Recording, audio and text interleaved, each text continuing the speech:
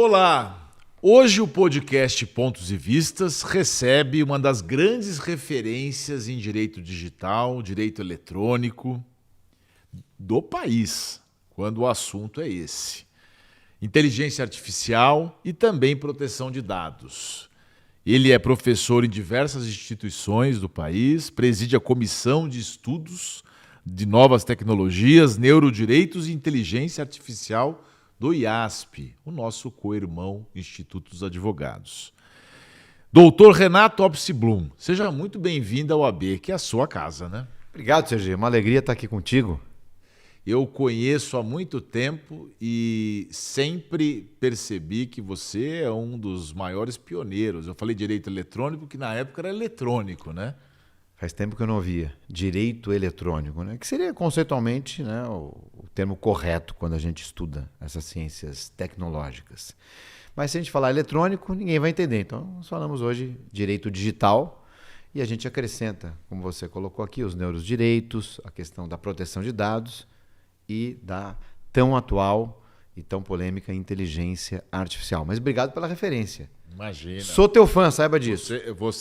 E a recíproca é verdadeira. Você é merecedor porque tem trabalho, além de uma família muito ilustre, tem trabalho, tem estudo e faz jus ao elogio. Primeiro livro, 2001, chama Direito Eletrônico, a Internet e os Tribunais.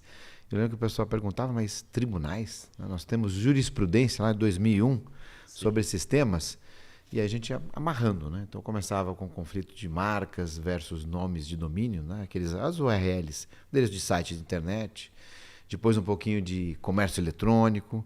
Aliás, o primeiro tópico jurídico começou a ser discutido com intensidade no Brasil, que era o projeto, se não me engano, 4906, ex-deputado Júlio Semeghini. O tópico envolvia comércio eletrônico. E ali nesse projeto de lei, nós tínhamos questões envolvendo contratos, envolvendo propriedade intelectual, envolvendo responsabilidade. Hoje tema, inclusive, do artigo 19 do Marco Civil no Supremo Tribunal Federal. Olha só, né, quanto tempo e quanto conteúdo. Muita gente que está assistindo o conhece já de longa data, mercê do seu trabalho. E também por conta de uma exposição que você já fazia nas redes sociais, quando muitos advogados do seu porte, com o seu nome, não faziam. Você se lembra disso? Orkut. Você começou já a fazer um movimento de vídeos, de manifestações, quando muita gente não fazia. Hoje quase todo mundo faz. Se bem que teve um advogado aí de escola que outro dia falou, esse negócio de fazer vídeo na internet, falando para os jovens advogados, isso é uma bobagem. Porque você tem que ter o trabalho, isso não ganha cliente e tal. Não é bem assim, né, Renato? Sabe, Sergei, eu lembro de uma passagem de dois advogados, né, que comentaram, falaram, nossa, mas eu acho que o Renato ele não trabalha muito. Porque ele faz muito vídeo. Porque ele fica muito só na tela do computador. Naquela época o computador ainda não era começando a tela plana, mas eu peguei o fósforo verde e a âmbar também, fósforo verde, as letras eram verdes e o âmbar era um alaranjado. Começamos com prológica, etc. Mas aí, enfim, fica para outro papo. Mas por que eu estou contando essa história? Né? Você tocou na questão dos vídeos, das redes sociais. Eu fiz a comparação lá atrás com o monitor. A tecnologia ela vem avançando com muita disrupção, com muita rapidez. Cada vez mais. E cada vez mais fica complicado para nós, principalmente da área jurídica, compreendermos o estado atual desse avanço tecnológico. Então, quando você colocou, eu brinquei que foi do Orkut, que foi a primeira na rede social mais intensa, e usamos o Orkut durante muito tempo na versão beta, versão de testes, mas chegamos a 50 milhões de brasileiros usando a versão de teste. Olha que interessante. E depois isso vem e começa a participar, a integrar o nosso dia a dia. Então, hoje nós estamos aqui no seu podcast, aqui na OAB, gravando. Isso aqui vai para a internet. Aqui não estamos falando de ondas de TV. É um novo modelo. E o Brasil, sabe que o Brasil é o número 1 em podcasts do mundo todo? Ah, é? O país que mais tem interação, atratividade e gravação de podcasts no mundo. O Brasil. O brasileiro gosta, né? Interativo. Esse fenômeno, né? Por isso que toda vez que tem, por exemplo, no Oscar, O pessoal não aguentava os posts dos brasileiros lá torcendo pela Fernanda Torres, acabando com os outros Não, candidatos. qualquer fato. Qualquer fato, eles criam. Brasileiros vão nas redes, descobrem os perfis e começam. Mas a que se comentar. deve isso? Será? É um interesse? É uma mobilização ou ainda não temos esse dado? Eu acho que são duas explicações. O brasileiro gosta de tecnologia. Isso é um Gosta. ponto. Fato. Nós podemos ter todos os problemas do mundo, inclusive econômicos, mas o brasileiro gosta de tecnologia. E segundo, o brasileiro ele é naturalmente, isso faz parte da gente, né, da nossa cultura, interativo. Ele quer conversar, ele quer interagir, verdade. ele quer participar, ele quer fofocar também. Então, do ponto de vista de uso de redes sociais, de tempo de uso, o Brasil é o primeiro. É mesmo? Não em números qualitativos por causa da população, mas em tempo é o primeiro. Ah, entendi. Isso mostra, né, como o brasileiro gosta de interagir. Você trouxe aqui, inclusive, acontece alguma coisa, as pessoas já começam a se manifestar de forma educada ou às vezes não tão educada assim, né? Você sempre foi essa pessoa empolgada, naturalmente uma pessoa empolgada, otimista, sempre para cima. Eu imagino que você esteja vivendo um momento de muita efervescência por conta de todos esses assuntos com os quais você lidava há muitos anos, né? Então eu imagino que a demanda sua é muito grande. Mas aí você falou do tempo de tela, todo mundo fala que é um problema. Tem gente que fala, ó, se não existisse as redes sociais, a gente estaria melhor, porque os conflitos estão muito exaltados, famílias que não se conseguem mais conviver. Como é que a gente faz? Eu sei que não tem uma fórmula, mas o que está faltando? Será que você tem uma palavra diferente para a gente entender como é que a gente convive nesses mundos? Ou um está incorporado ao outro? De que maneira que a gente trata isso de forma mais civilizatória? Então, Sergei, a gente tem uma questão que complica. Antes de eu responder objetivamente a tua pergunta, eu acho que eu tenho uma boa sugestão, não solução, mas uma boa sugestão. Mas o tempo hoje, o conceito de tempo, ele vem mudando e ele vem se encurtando. Então, quando a gente falar de inteligência artificial, vamos perceber que a sociedade não vai conseguir acompanhar todo o potencial das ferramentas de IA. Então, o conceito de tempo muda e dificulta a nossa compreensão da tecnologia como um todo. Então, quando a gente coloca aqui na mesa a questão das redes sociais, eu não quero usar rede, eu não gosto, etc. Eu não tenho mais essa opção. As pessoas não têm essa opção. Eu tenho que usar. E eu tenho que usar da melhor forma possível. Do ponto de vista, né, desse uso, e agora vou ser objetivo na tua pergunta. Certo. Qual é a palavra hoje mais difícil de ser aplicada no cotidiano das pessoas? Envolvendo tecnologia, comportamento, adaptação e avanço, vamos chamar assim. A palavra é equilíbrio. É muito difícil ter esse equilíbrio porque as tecnologias elas seduzem e elas têm muito conteúdo, para o bem ou para o mal. Então, usar a tecnologia, ok, não tem como, é irreversível. Não, em todas as áreas profissionais. Na área jurídica, principalmente, a gente tem que usar. Mas, Renato, tecnologia não vem para nos ajudar, trazer menos trabalho? Não, essa é uma falácia. Tecnologia, ela Aumenta. dá mais trabalho, mas nós temos que buscar o equilíbrio. O que eu não tenho resposta é qual é o equilíbrio. Mas olha só que interessante, a gente trabalha mais hoje, nós trabalhamos mais hoje, e aqui até o pessoal que está junto conosco aqui, ou trabalhávamos menos há 15 anos atrás? Né? Façam essa reflexão. Estou pensando tal, eu fico mais tempo conectado hoje ou ficava mais tempo 15 anos atrás? Então, vamos encurtar a resposta? Muito mais hoje. Trabalhamos. Hoje as comunicações, tudo aqui no WhatsApp, né? Em tempo real. E o WhatsApp não é uma boa ferramenta para atividades de trabalho, atividades de gestão de documentos, etc. O WhatsApp é WhatsApp. E aí, tudo bem? Algo muito simples. E a gente acaba fazendo desde petições iniciais, contratos, até usando IA aqui por WhatsApp. Mas é um comportamento que a gente não pode negar. É que eu tô querendo levar mais o lado pessoal, sobretudo na questão política, das relações humanas. As pessoas acho que estão perdendo um pouco a referência do mundo. Porque aí, se você publica alguma coisa que eu não gosto, eu passo a não gostar de você, sendo que isso no passado não existia. Não eu, Sergei, que eu acho que eu tenho uma... Primeiro que é impossível não gostar de você. Eu digo assim, estou falando de um modo geral, quando envolve política, envolve coisas da família. O cidadão vê lá o tio e fala, mas é um hipócrita, porque ele não faz isso. Você entendeu? Eu queria entender como é que a gente sai disso. Tem estudos hoje... estão querendo, já proibiram os celulares para as crianças, tem legislações que só pode a partir dos 14 anos. Como é que você vê isso? Então, por que acontece isso? Então, nós temos aqui a dinâmica do tempo. Vamos trazer o tempo de novo aqui. Tudo num tempo muito curto, num volume muito grande de interações. Faça um exercício aqui. Quantas mensagens não tem nas suas contas de WhatsApp, grupos e diretas neste momento? Quantas mensagens e conteúdos nas redes sociais que nós seguimos não estão acontecendo nessa dinâmica neste momento? É muito volume, muita potência, muita intensidade, num tempo muito curto. Isso vem com um vídeo, vem com um áudio. Parece que eu estou... E nesse momento estou aqui nessa tela. Daqui a pouco nós vamos ter aqui uma noite aqui do lado, vamos ter uma conversando. Interação de inteligência artificial, é isso? Sujeito parecido com a gente vai achar que é humano e não é humano, por exemplo. Você vai fazer isso hoje? Ó, nesse momento aqui, estou usando um aplicativo que está, entre aspas, escutando o nosso bate-papo.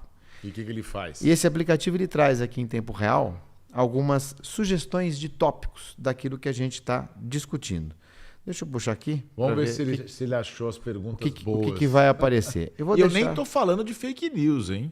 E eu vou deixar a dica. Estou falando de coisas normais, assim, que a pessoa sabe que é verdade. Por exemplo, minha mãe, por exemplo, ela pensa que tudo que ela recebe no WhatsApp é real, né? Que é de uma outra geração. Então, e como fazer essa distinção? Então, eu dei o exemplo aqui do humanoide. Né? Tá. Então, hoje a gente está no telefone, dá para saber que aqui é o telefone, aqui é um dispositivo móvel, ok? Está bonitinho, etc. Ok. Dispositivo móvel. E quando eu tiver esse conteúdo dentro de uma pessoa que parece a gente? Já existem pessoas aqui que são, entre aspas, né, seduzidas ou iludidas ou induzidas por essas ferramentas. Sim. Vamos usar um caso que é da tua área, inclusive, direito penal. Enquanto a gente sincroniza aqui, estou sem conexão aqui G, vamos ver se a gente consegue fazer um update mais rápido aqui. A gente abre e fecha e vê o que vê. Mas a gente vai improvisando. Da tua área. Há alguns 2, 3, 4 anos atrás, eu não lembro quando que a rainha Elizabeth morreu, mas foi uns 2 anos antes da morte dela, um cidadão inglês, interagindo com uma ferramenta de um assistente virtual, uma chamada, não tinha face, não tinha nada, etc. Ele começou a perguntar sobre a rainha, etc. E nessa interação veio uma sugestão para que ele matasse a rainha. A ferramenta fez isso de acordo com aquilo que ele estava fazendo, que a gente chama de prompt, né? Essa interação, etc. Nós já temos aqui várias perguntas. E aí ele ficou na dúvida, mas você está recomendando que... Um assassinato? Um assassinato, um homicídio? Sim, faça isso, mas você acha que... Mas o que era uma espécie devo fazer isso mesmo? Não, isso foi ao tribunal, ele foi condenado. Ele foi condenado? Ele falou assim, e você faça isso porque eu ficarei muito orgulhosa de você.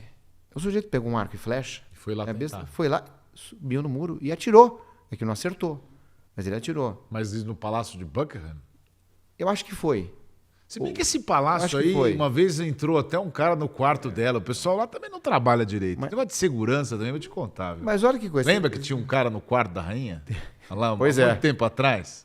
Ela chegou no quarto, o cara tava lá. Então. Como é que o cara entrou no quarto? Vai, tudo bem, vai. Esse do arco e flecha, vai, e aí? Aí a gente pode até discutir os sensores, né, a parte digital, responsabilidade de quem. Ele atirou, obviamente errou. Não pegou, errou e foi preso. Foi condenado. Tentativa de homicídio. Tentativa de homicídio. E foi condenado. Arco e flecha. E isso tá, para quem quiser procurar na internet, pode procurar e vai ter esse registro. Aí ele alegou que foi culpa da... Foi induzido pela ferramenta, etc, enfim. Igual aquele filme, tem um filme chamado Ela, né, Her.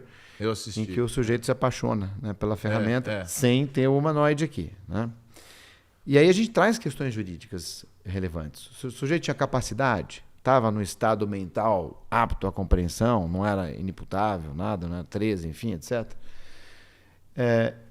Foi alertado, ou precisaria ter sido alertado, ou a gente vai ter que fazer um curso antes de... ou acessar algum alerta antes, alguma coisa assim. E aí eu acho que a legislação vai vir com muita força, trazendo algumas condições para o uso equilibrado, que foi aquela palavra que a gente trouxe aqui. Nesse exemplo que eu estou dando, a gente traz hoje com mais intensidade a questão da responsabilidade de ferramentas de inteligência artificial. Mas só para a gente aproveitar, olha o que saiu aqui no nosso bate-papo. Tem 3 tópicos, por exemplo, em cima do que saiu. Países que proibiram o uso do celular por crianças abaixo de 14 anos. Por que ele trouxe essa questão aqui? O CG colocou aqui, falou, existem escolas, né, que proíbem o uso de celular. Então ele vem aqui, ó, a ferramenta vem e traz o tópico. Eu tô com a conexão bem fraquinha aqui, mas ele detalha aqui depois alguns A gente tópicos. vai fazer uma paradinha agora, porque o pessoal pede, tem que ter um intervalinho. E a gente aí conecta. a gente pede para Wi-Fi. Wi-Fi, a gente pede, porque isso aí a gente não pode perder. Pronto. Nem você. Renato Opsi-Blum, com uma tecnologia incrível aqui. Daqui a pouquinho a gente volta. Olá, advocacia! Sou Daniela Libório, a nova diretora da ESA, Escola Superior da Advocacia da OAB-SP. Estamos perto da Avenida Paulista e aqui temos instalações para cursos, reuniões, aulas e também para gravações. Nós já atingimos centenas de milhares de alunos com capacitação e com atualização da advocacia na prática. E você, já fez um curso na ESA? Que tal usar a sua anuidade de volta? Vem fazer um curso com a gente.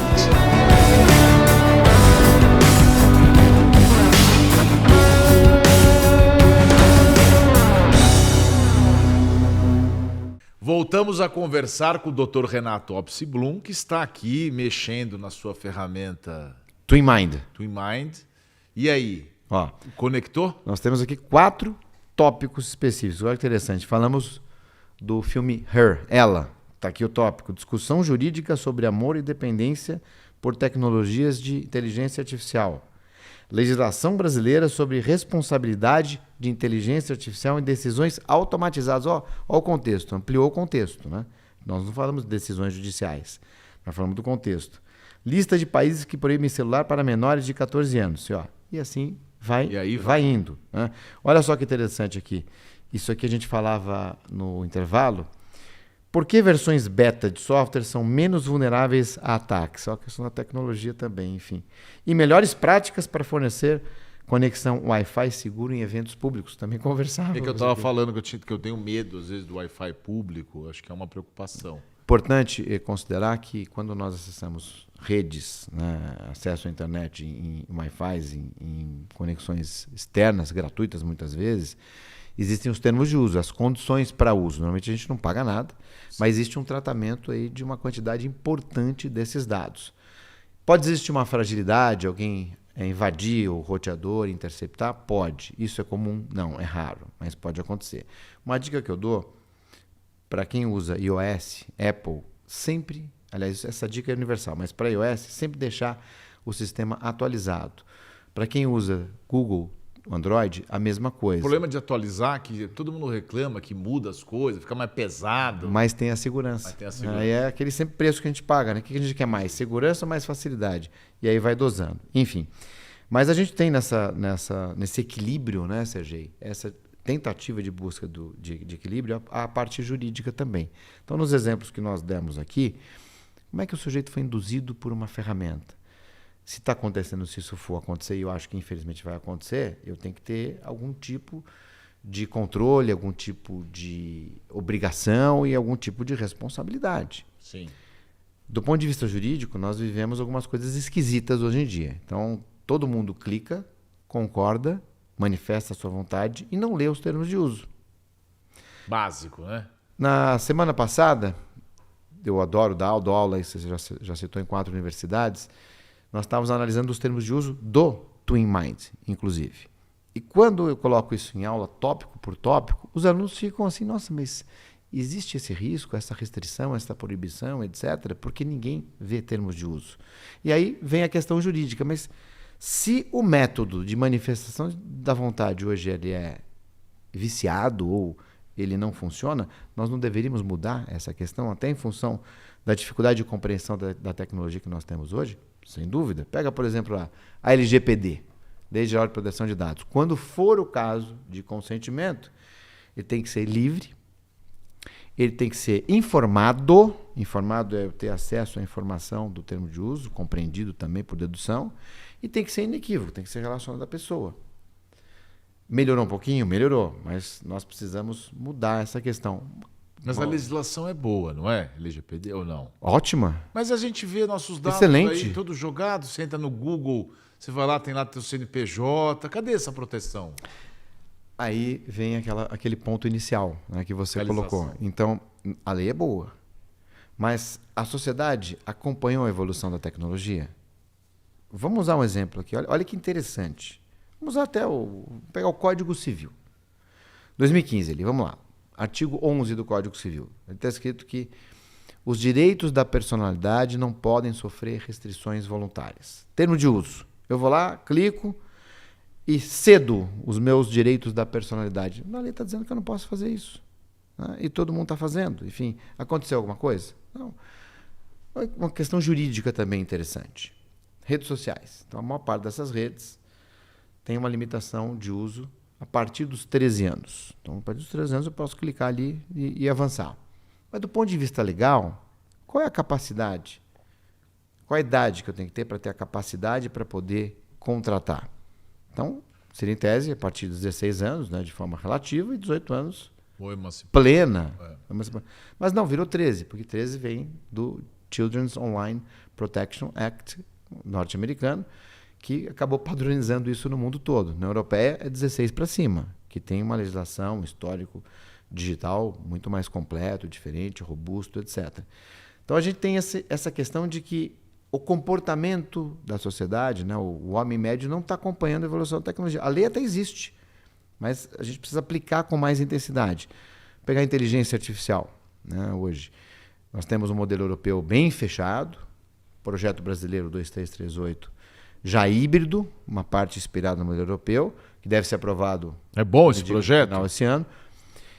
Eu digo que só para tecnologia, quem está ouvindo, é o que regulamenta, né, o uso da IA. Da IA. Então, o projeto começou principiológico, na Câmara foi aprovado, em 2023, se não me engano. Foi para o Senado mudou completamente. Deu uma versão híbrida com várias polêmicas, etc. Não podemos fechar demais, senão engessa a inovação, enfim. Mas não é toda inovação também que é boa, então tem que ter alguns controles. O Senado mudou, agora voltou para a Câmara. Então, esse ano inteiro será de debates, audiências públicas envolvendo esse projeto. O projeto brasileiro ele é híbrido. Então, ele traz princípios, que é muito bom. Ele traz regulação por riscos inspirado no AI Act europeu. E traz a regulação setorial, que também é muito bom. Então, é um mix de tudo. Qual é o contraponto que eu trago aqui? Aliás, contraponto não, mas a minha preocupação. O que te preocupa no projeto? Quanto tempo, Sergei, nós demoramos para fazer uma lei ordinária, em média, aqui no Brasil? Um ano e meio, por exemplo? Um ano e meio para tecnologia, né? Isso já sai. Se eu for definir conceitos, a lei já sai defasada. Então, nós vamos ter que mudar isso. Está aqui na pauta. Isso tem que ser modificado. Questão da efetividade das ordens judiciais. Não vai dar tempo da gente falar, mas, por exemplo, remover conteúdos. Conteúdo, vai ter que dar tempo, sim. Conteúdo ilegal. Vamos falar um pouquinho. Nós estamos misturando, mas tem que misturar, porque daqui a pouquinho, até o final do programa, pode ser que mude também a tecnologia, né? Nós tivemos uma decisão recente do Supremo que alcançou maioria para ampliar a responsabilidade das Big Techs, né?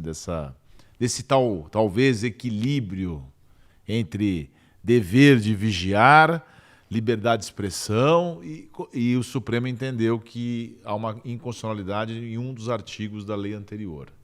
Você entendeu como salutar essa decisão ou não? Olha que interessante, mas só para não... Eu tenho uma coisa que eu preciso deixar para vocês aqui, falando do Twin Minds, imagine, é só uma reflexão, tá? Usar esse aplicativo ou outros semelhantes em uma audiência, por exemplo. Então, estou na audiência, escutando uma testemunha, ou mesmo interrogando alguém, e eu recebo aqui sugestões a partir da resposta ou da fala, né? Como que isso vai acontecer, e isso vai acontecer em breve. Mas só queria pautar aqui, quem sabe num outro momento a gente detalha. Não, pode falar. Desde que o juiz não implique, né? Eu acho que... não pode usar o celular. Tal. Não, eu acho que o juiz vai usar. Todo mundo vai estar usando. Que discussão mais tonta se pode usar o celular. O advogado pode fazer o que quiser, né? Claro, dentro das leis, né? Aí vem aquela questão, né, da adaptação. Está tudo gravado hoje. Eu posso levar o Código Penal numa audiência? Posso? Pode. O Código Penal está aqui.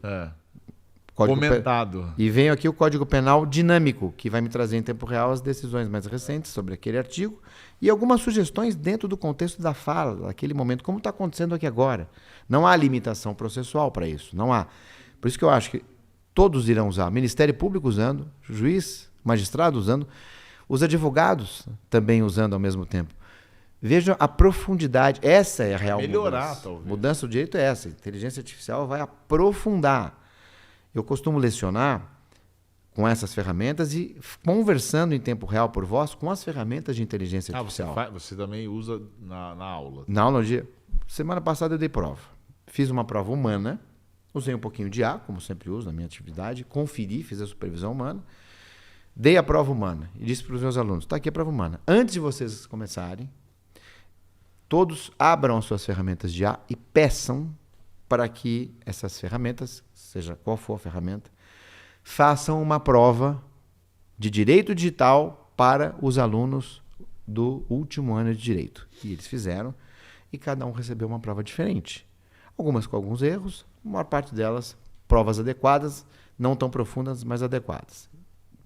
Disse, eu quero agora que vocês adicionem uma pergunta na minha avaliação que não estava na minha prova, fazendo agora. A pergunta é, comparem a prova artificial com a prova humana. Eu quero o pensamento crítico, a sua reflexão em cima disso. E aí um último pedido. Todos os alunos peguem e coloquem no grupo de WhatsApp a prova que vocês receberam para a gente comparar. Então, essa profundidade em tempo real que vai trazer uma disrupção no direito. Mas do Marco Civil, e aqui a gente falou do tempo, né? Foi a provocação que eu fiz até para você. Falei, olha, quanto tempo para a gente aprovar uma lei ordinária? Em virtude da evolução da tecnologia. Boa parte do que a gente vive no judiciário hoje envolve as principais fontes genéricas do direito. Então, usos e costumes, precedente, equidade, isonomia, etc. O que falta hoje? A questão da lei. Quanto tempo demora para fazer uma lei? A gente vai ter que mudar isso. Marco Civil. 2014. Estamos em 2024. 10 anos depois, vem e se declara inconstitucional o artigo 19. Quantos processos relacionados ao artigo 19 foram julgados considerando a constitucionalidade, não a inconstitucionalidade? Quantos milhões de processos? Não dá para ter 10 anos para discutir a questão formal de uma lei. Isso vai ter que ser mudado. E olha que interessante, por isso que eu gosto de pautar nas fontes alternativas. Antes de Marco Civil, como é que a gente fazia? Porque nós já tínhamos redes sociais, você tem até o Orkut aqui. Antes do Marco Civil, com base, com inspiração do CDA, Communications Decency Act americano, no DMCA também, Digital Millennium Copyright Act americano, aí para direitos autorais, e depois com a Diretiva de Comércio Eletrônico de 2002 da União Europeia, a jurisprudência, o entendimento, inclusive a doutrina, no seguinte sentido, olha, a aplicação, ela está propiciando o conteúdo, mas ela não está criando o conteúdo, ela está no meio, intermediário. E também não sabe o que está acontecendo. Isso lá, 2001, 2002. Quando tiver alguma coisa errada, aquele que se sentiu ofendido ou for vítima, comunica à plataforma e a plataforma, se quiser, remove ou não. Mas a partir daí, ministra Fátima Nancy Andrighi, STJ, jurisprudência, a partir daí, se não remover e o tribunal e a justiça, o judiciário considerar aquilo lícito, responde. Senão, não vai responder. Então, é chamado Notice and Takedown. Veio o Marco Civil, um pouquinho antes do Marco Civil, nas propostas, foram 6 versões. Primeira proposta muito interessante, que provavelmente essa decisão do Supremo vai ser modulada, e fica como sugestão, inclusive. Primeira proposta, primeira versão do Marco Civil, versão híbrida. Sujeito se sentiu atacado, ofendido, vítima, algo ilegal, notifica a plataforma. Olha, esse conteúdo é ilegal. O que a plataforma faz? Olha, estou no meio disso, não vou fazer juízo de valor disso. Quem colocou esse conteúdo? Fulano de tal, do IP tal, registrado ou não registrado? A plataforma vai e comunica. Diz, você colocou esse conteúdo? Ele está sendo questionado. Qual é a sua identificação? Quero nome, endereço, qualificação, etc. Porque se tiver algum litígio, o litígio vai ser contra você que colocou, não contra mim. Mas isso não tem hoje. Não tem. A primeira versão que eu acho que vai modular. Então você notifica, a plataforma retira provisoriamente, informa. Você quer que continue no ar? Então dá a qualificação, que você vai ser provavelmente processado e o litígio não tem que ser contra mim. Não tem nada de ilegal, está aqui meu nome e endereço, volta automaticamente para o ar. Deixa eu te perguntar, por que tem essa... Quando o Mark Zuckerberg foi lá no Congresso dos Estados Unidos, tomou um pito lá dos senadores, aí depois pediu desculpa e tal, mas depois ele voltou atrás. Por que tem essa resistência? É uma questão de custo que eles não querem gastar com essa tecnologia, implementar, porque eles falam que tem uma super vigilância, que tem trabalhado, tem investido nisso, ou porque realmente eles querem uma liberdade de expressão para poder ter uma coisa maior assim? Então, eu não tenho essa resposta, não sei qual é o motivo, mas do ponto de vista jurídico, se a gente conseguir alcançar esse equilíbrio, essa é uma das hipóteses, Certo. nós conseguimos melhorar, fica mais saudável. Uma outra alternativa, e aí eu estou falando de mudanças no procedimento e no processo, eu acho que isso vai acontecer, só gostaria que acontecesse o mais rápido possível, é a figura de um processo dinâmico 24 horas, 7 dias por semana online em tempo real. Então, o juiz online em tempo real, com processo rápido, imediato. Então, nesse caso aqui, a dúvida, o juiz já analisa na hora se é caso de remoção ou não e já dá um comando diretamente para a plataforma e o próprio juiz faz esse juízo de valor e não a plataforma. Então, eu estou falando da mudança do tempo, da dinâmica. Por quê? Porque hoje o tempo ele condena uma pessoa. Então, existem vários casos hoje de conteúdos falsos, inverídicos, ilegais, vamos usar o termo, ilegais. Se você fizer um planejamento estruturado com o objetivo de denegrir a imagem de uma pessoa, física ou jurídica, e você usa ferramentas para viralizar aquele conteúdo, inclusive artificial, você consegue, num curto espaço de tempo, invadir, viralizar aquele conteúdo pela internet e você não consegue exercer o seu direito de resposta. Entendi. E você está condenado, mesmo que aquela premissa seja inverídica. Ah, mas Renato, converte em indenização. A indenização não é suficiente, vai demorar, provavelmente o efeito nocivo já vai aniquilar e condenar perpetuamente aquela pessoa e eu não sei se a pessoa vai ter condição de reparar o dano. E tem também por trás, aí como pano de fundo, um certo debate ideológico que envolve correntes políticas. Há as pessoas que são mais a favor da liberdade de expressão, outras que têm que ter uma regulamentação, que acaba até misturando tudo. As pessoas não entendem que é para a proteção de todos nós. Você concorda com aquela frase que liberdade regulada é a única liberdade? Acho que liberdade é liberdade, né? A questão é a consequência do excesso ou do exagero, né, no exercício da liberdade. Então, aquela história quando a gente puxa na questão da censura. Cada um pode falar o que quiser. Mas se passar do limite legal, vai pagar por aquilo, vai ser responsabilizado por aquilo. Esse é um ponto. Agora, quando a pessoa faz toda vez a mesma coisa com aquele objetivo que não é exercer a liberdade de expressão, o objetivo é causar um prejuízo, aí você impede a continuidade, mas aí não se fala mais em liberdade de expressão. Essa é uma dúvida, né, muito curiosa, os alunos perguntam quando não acontece, e a gente tenta explicar dessa maneira, mas a origem disso é a intensidade, aquela pergunta que você fez, a intensidade do uso da tecnologia, da internet, que a gente está trazendo aqui nesse momento em tempo real aqui para todos.